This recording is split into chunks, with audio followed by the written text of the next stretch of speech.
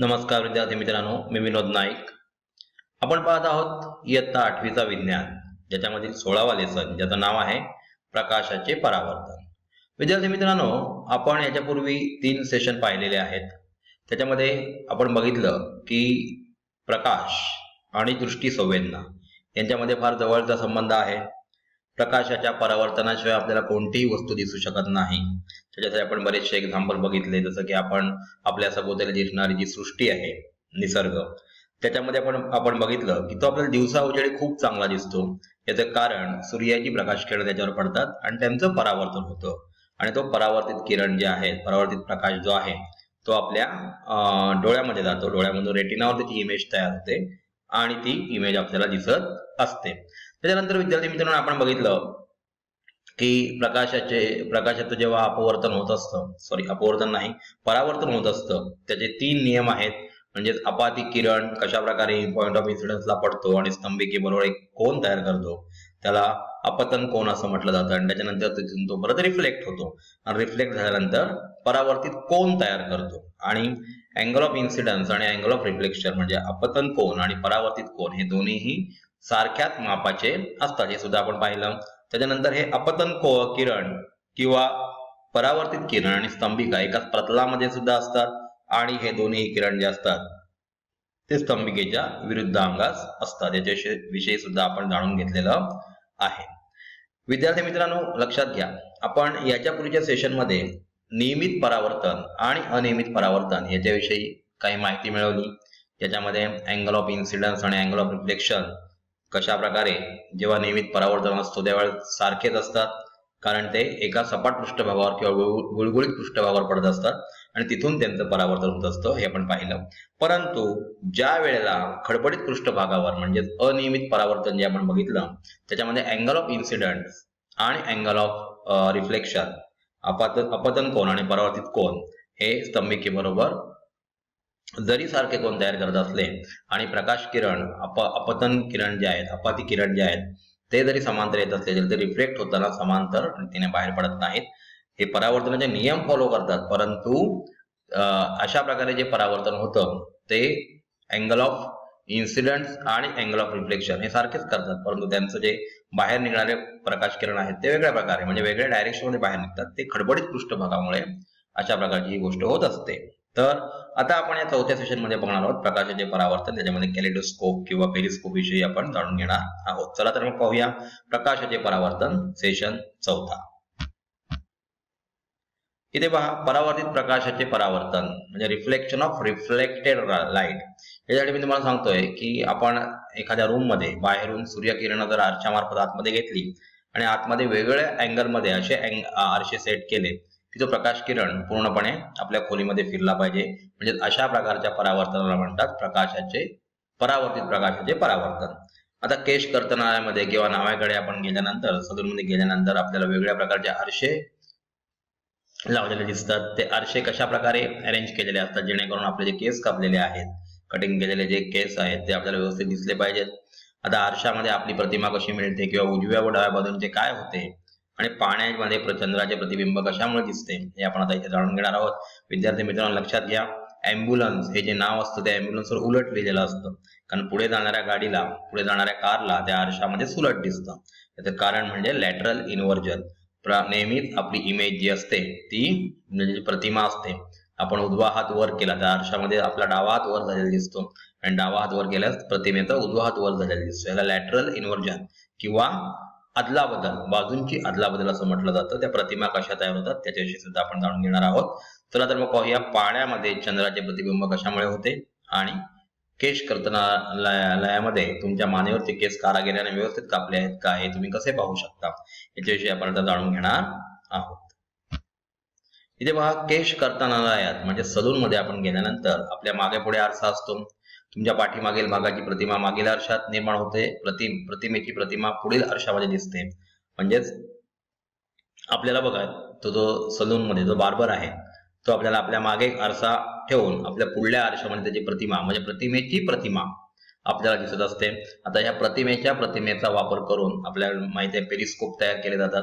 Periscope म्हणजे पाणबुडी आपल्याकडे जे असतात, आपले सैन्य जे आहे ते समुद्राखालून अटॅक करण्यासाठी पाणबुडीचा वापर करतात. मग पृष्ठभागावरील हालचाली त्याला दिसल्या पाहिजेत याच्यासाठी प्रतिमेचा वापर केला जातो. ज्याप्रमाणे हा जो बार्बर आहे, जो न्हावी आहे, तो आपल्याला आपल्या मागे जे केस कापलेले आहेत त्या आरशातील प्रतिमेवर घेऊन तीच प्रतिमा आपल्याला पुढल्या आरशामध्ये दिसते आणि त्याच्यानुसार आपण त्यांना काही प्रॉब्लेम्स असतील तर सांगत असतो. आता त्यामुळे केश कर्तनालयात मानेवरील केस व्यवस्थित कापले आहेत का हे तुम्ही पाहू शकता. म्हणजे जो मागे आरसा दाखवलेला आहे त्याच्यामध्ये प्रतिमेमधून आपल्याला अशा प्रकारे आरशावरून आपल्याला इमेज दिसत असते. इथे पहा, आपण चंद्राचे पाण्यातील प्रतिबिंब कशा प्रकारे पाहतो.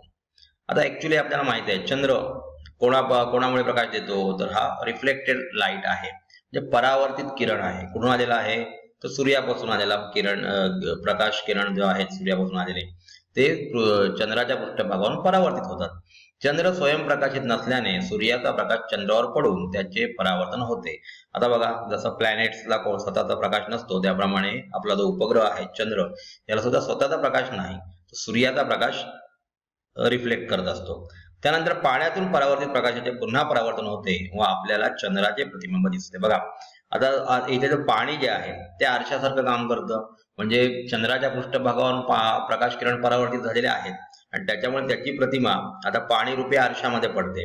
आता आरशामधून परावर्तित झालेला किरण परत एकदा आपल्या डोळ्यामध्ये जातो आणि तिथे आपल्याला चंद्राचं प्रतिबिंब दिसतं.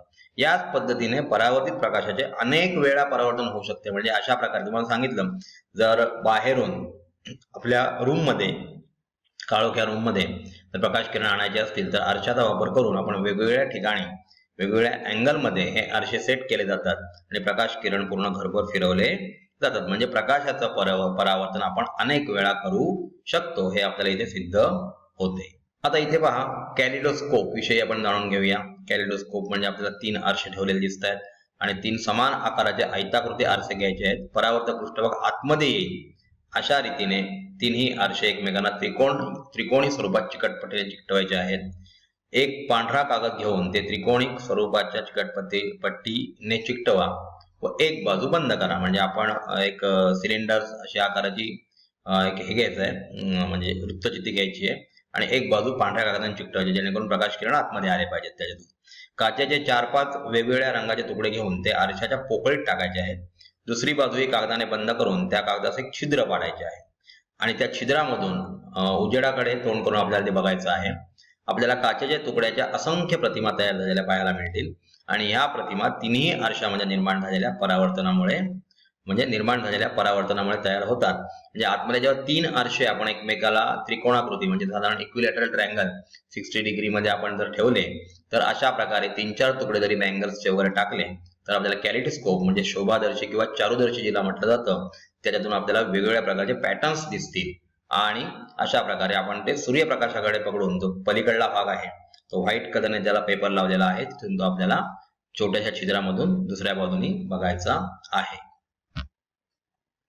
आता तुम्ही कॅलिडोस्कोप मध्ये पाहिल्यास वेगवेगळ्या रचना झालेल्या पाहायला मिळतील. म्हणजे वेगवेगळ्या प्रकारचे पॅटर्न आपल्याला या कॅलिडोस्कोपच्या साहाय्याने बघायला मिळतील. आता कॅलिडोस्कोपचे खास वैशिष्ट्य म्हणजे यामध्ये एकदा तयार झालेली रचना पुन्हा सहजपणे तयार होत नाही. हे तयार होऊ शकते पण फार रेअर केसमध्ये, कारण आतमध्ये जे आपण बँगल्सचे तुकडे वर टाकलेले आहेत किंवा काही रंगीत तुकडे टाकलेले आहेत ते कशा प्रकारचा पॅटर्न तयार करतात तर तसा पॅटर्न परत तयार करत नाहीत आणि वेगवेगळ्या प्रकारचे पॅटर्न्स आपल्याला ह्या कॅलिडोस्कोपच्या मार्फत मिळू शकतात. आता प्रत्येक वेळी दिसणारी रचना ही वेगवेगळी असते.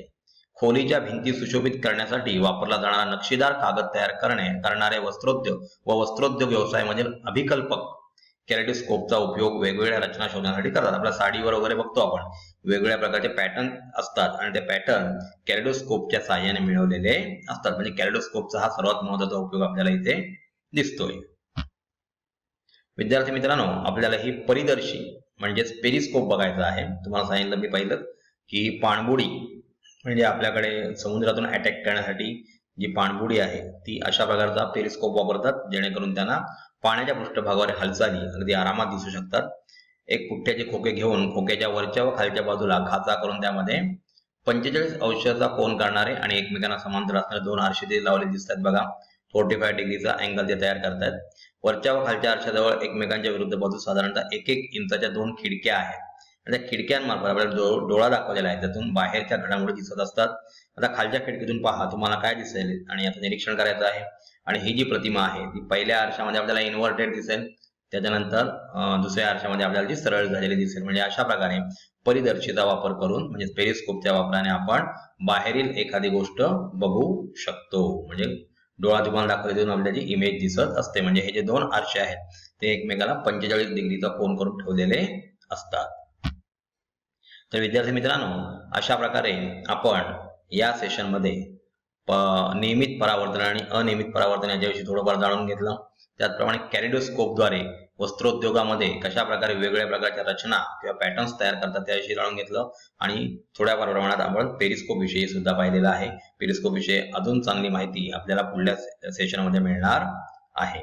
विद्यार्थी मित्रांनो, AS विद्यालय म्हणजेच एनी टाइम एनीवेअर स्कूल हे एक असं विद्यालय आहे ज्याला आस विद्यालय असं म्हटलं जातं.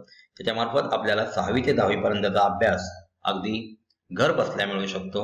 इथे वेगवेगळे विषय जसे की science, social science, maths, English, Marathi, Hindi आणि कॉम्प्युटर हे विषय इथे शिकवले जातात. त्याचप्रमाणे तज्ज्ञ शिक्षकांच्या मार्गदर्शनाचा अनुभव आपल्याला इथे मिळत असतो आणि त्याच्यामुळे घर बसल्या आपल्याला काही क्वेरीज असतील तर त्या सुद्धा आपण सॉल्व्ह करू शकतो. आपण हे ऍप रजिस्टर केलेलं असेलच. आपल्या इतर विद्यार्थी मित्र मैत्रिणींना सुद्धा या ऍप बद्दल माहिती द्या, जेणेकरून त्यांचं भवितव्य उज्ज्वल होईल. धन्यवाद.